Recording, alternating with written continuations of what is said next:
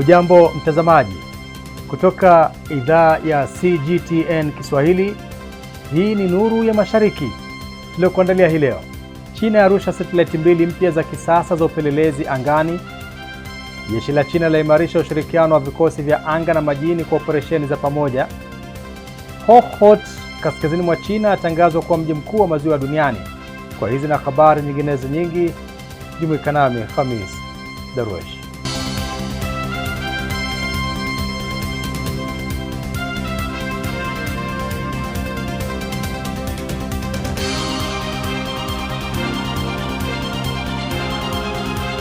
China imefanikiwa kurusha angani satellite 2 mpya za kisasa zenye uwezo wa kunasa na kuchambua taarifa kwa kutumia teknolojia ya hyperspectral. Satellite hizo, Oriental Smart Eye 01 na Oriental Smart Eye 02, zilirushwa saa 10 na dakika 38 alfajiri kwa saa za Beijing, sawa na saa 2 dakika 38 asubuhi kwa saa za Afrika Mashariki, kwa kutumia roketi ya kubeba satellite ya Smart Dragon 3 SD3. Jacob Mogoa anaripoti zaidi. Roketi hiyo ilirushwa kutoka majini katika eneo la pwani ya Haiyang, mji uliopo katika mkoa wa Shandong mashariki mwa China. Satellite hizo zimefanikiwa kufika katika mizunguko yake iliyopangwa angani. Satellite hizo ni sehemu ya mpango wa China unaojulikana kama Oriental Smart Eye Constellation, unaolenga kuweka angani zaidi ya satellite 200 zenye uwezo wa juu wa kunasa na kuchakata taarifa ifikapo mwaka wa 2030. Kati ya satellite hizo, zaidi ya 100 zitakuwa za kunasa picha kwa teknolojia ya macho, zaidi ya 100 zitakuwa za rada, huku 4 zikiwa satellite za hyperspectral zenye uwezo wa kuchanganua taarifa mbalimbali kwa kutumia mawimbi tofauti ya mwanga. Uendeshaji wa uzinduzi huo kutoka baharini ulifanywa na kituo cha uzinduzi wa satellite cha Taiwan. Uzinduzi huo ulikuwa wa 12 kwa roketi ya Smart Dragon 3 tangu kuanza kwa safari zake za anga.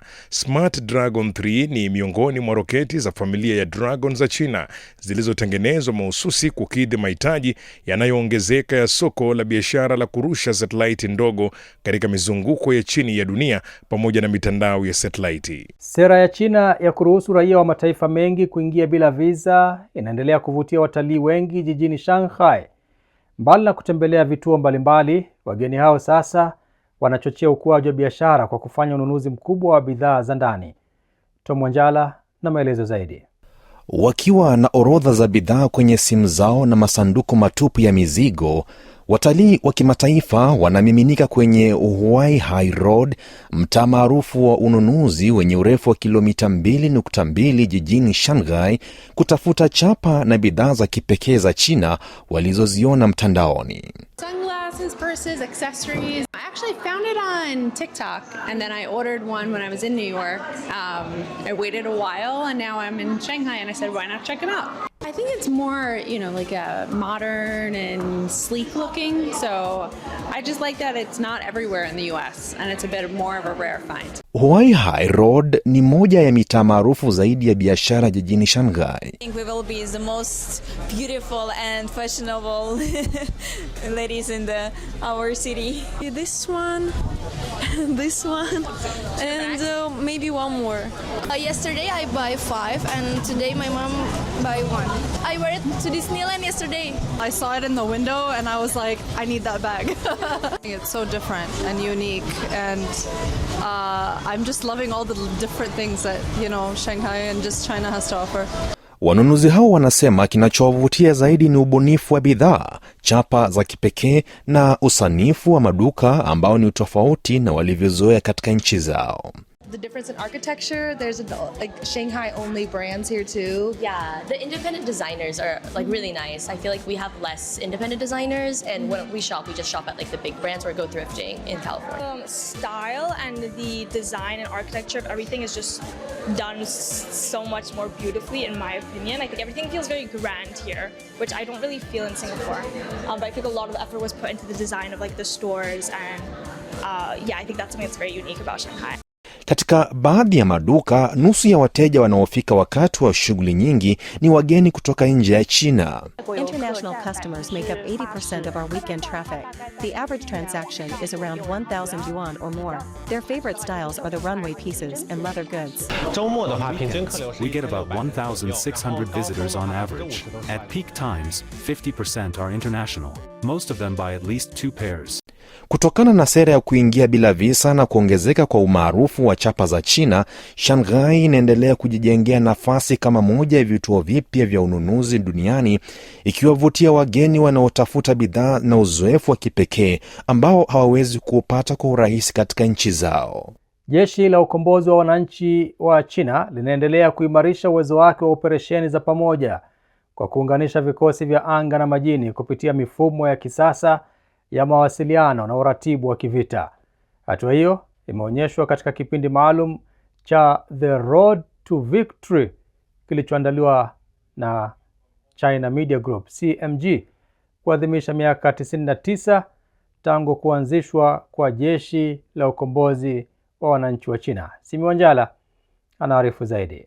Katika mazoezi haya ya kijeshi, meli za kivita na ndege za kivita aina ya J-16 zilifanya operesheni za pamoja kwa kubadilishana taarifa za malengo kwa wakati halisi kupitia mtandao wa kijeshi. Katika moja ya matukio ya mazoezi haya, maafisa waliripoti kuwa rada ilikuwa ikikabiliwa na usumbufu wa kielektroniki kutoka upande wa majaribio. Kufuatia hali hii, Kamanda Zhao Feng wa kikosi cha wanamaji cha ukanda wa kusini aliamuru ndege ya kivita aina ya J-16D kutekeleza hatua za kukabiliana na usumbufu huo mara moja. Baada ya mfumo wa rada kurejea katika hali ya kawaida, ndege za J-16 zilipewa ruhusa ya kushambulia lengo lililokuwa limeainishwa katika zoezi hili. Akizungumza kuhusu maendeleo haya, Kamanda Zhao Feng alisema mafunzo ya kisasa ya pamoja yanawawezesha wanajeshi kuunganishwa kwenye mtandao wa kivita kulingana na mahitaji ya operesheni, huku yakichanganya mafunzo na utayari wa mapambano.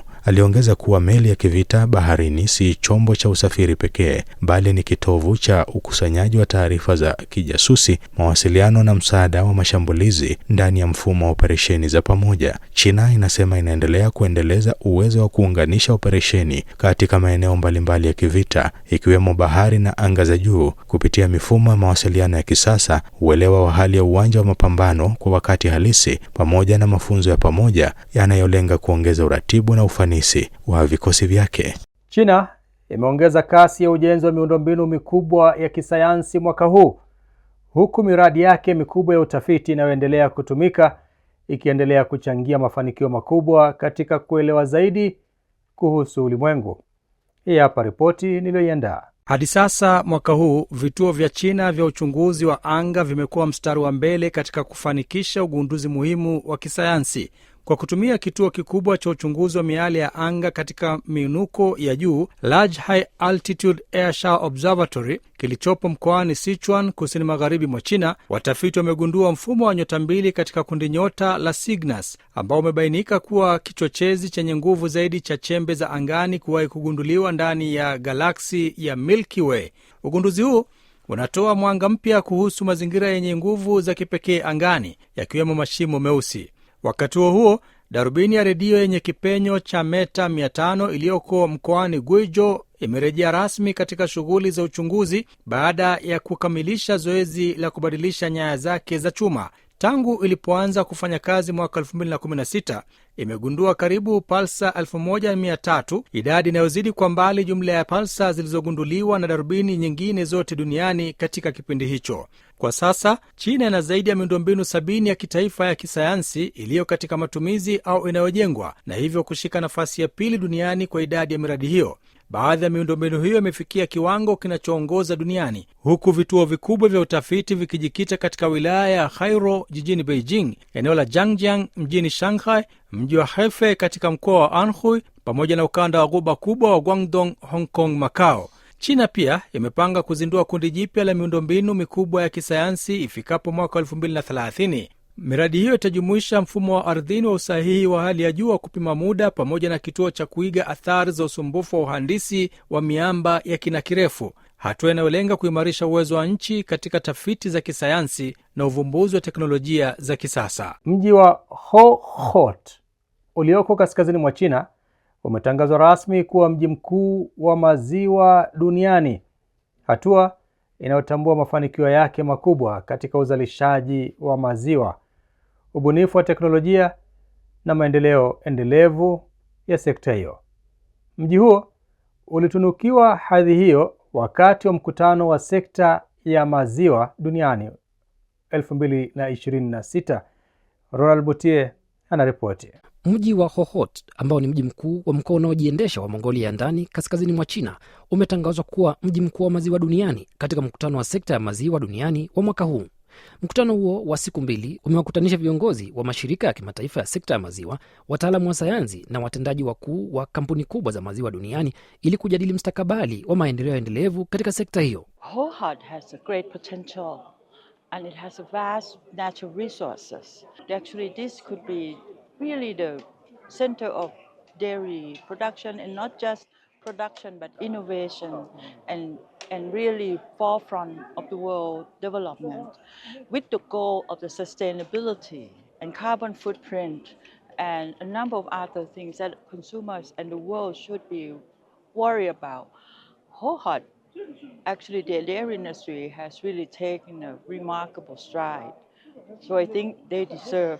Kwa upande wake, Lawrence Roichen ambaye ni mkurugenzi wa shirikisho la kimataifa la maziwa amesema kwamba mazingira ya Hohhot yenye nyasi za asili na mvua nyingi yanatoa msingi mzuri wa ufugaji wa ng'ombe wa maziwa. My very first time to be here, but what I do really see is the grasslands, the greenery, the rains, which is really the part of the beginning of everything, right? It's about the feeding of the cow and where the lush liquid milk comes from afterwards.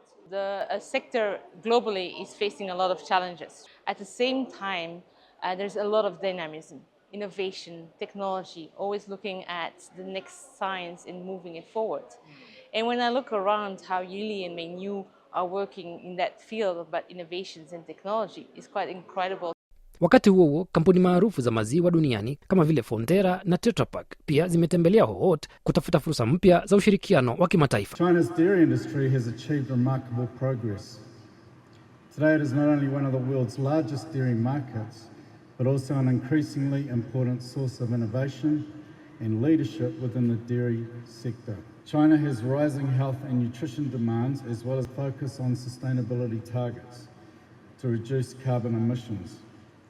Our high-quality grass-fed dairy ties in with both of these priorities from a nutritional and a sustainability perspective. Mji wa Hangzhou mashariki mwa China unaongeza kasi ya matumizi ya roboti zenye akili bandia katika sekta mbalimbali, ikiwemo huduma za matunzo ya wazee, huku ukilenga kuboresha huduma na kuharakisha matumizi ya teknolojia za kisasa katika maisha ya kila siku. Zakia Pong ana mengi zaidi katika sehemu yetu ya Ifahamu China.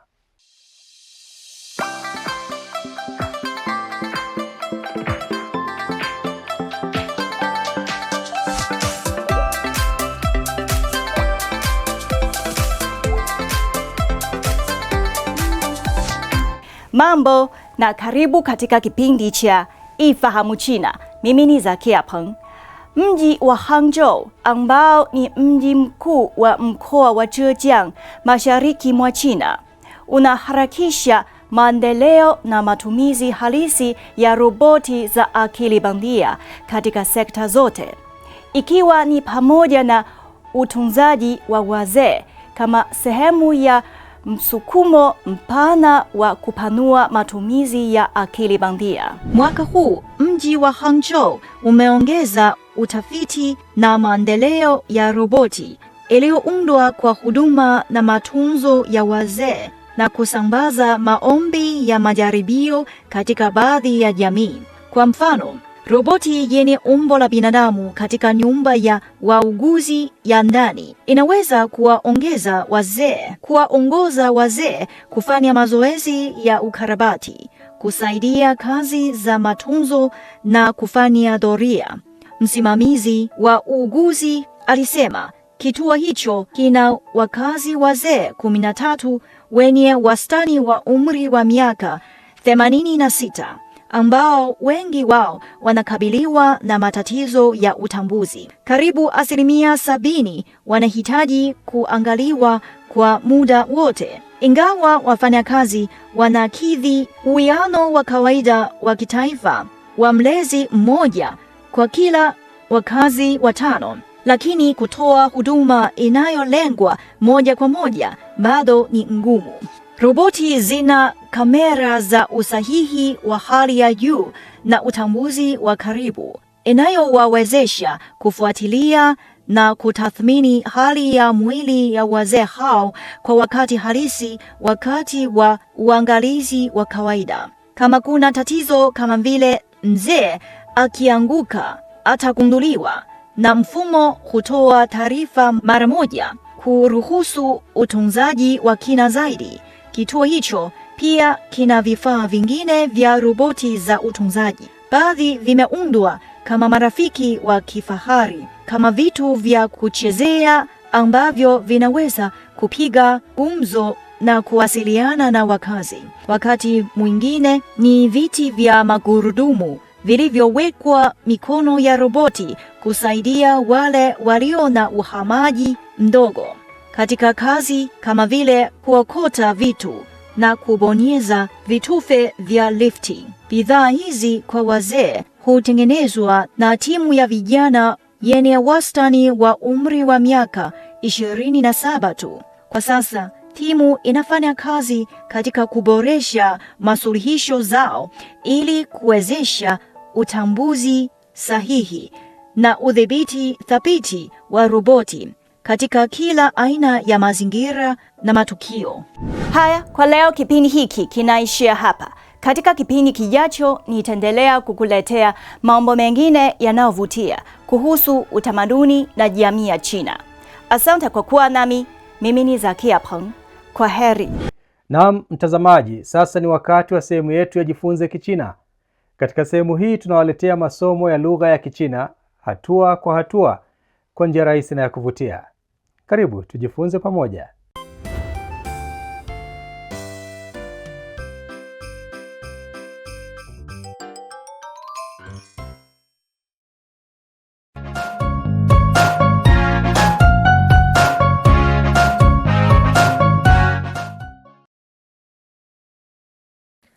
Mambo, karibu katika darasa la Kichina la YCT.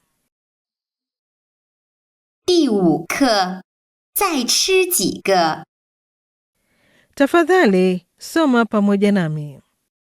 面条，面条。饺子，饺子。 Sasa tutajifunza maneno mapya. Tafadhali yasome pamoja nami. 饿，饿。 我饿了，我饿了。想，想，想吃，想吃。最，最，最爱吃饺子，最爱吃饺子。给，给，给你，给你。再，再，再吃一个，再吃一个。饱，饱。我饱了，我饱了。 Sasa tujifunze jambo kuu la leo. 最，哪个最小？这个最小。哪个最多？这个最多。哪个最大？这个最大。你最爱吃什么？我最爱吃饺子。你最喜欢什么运动？我最喜欢游泳。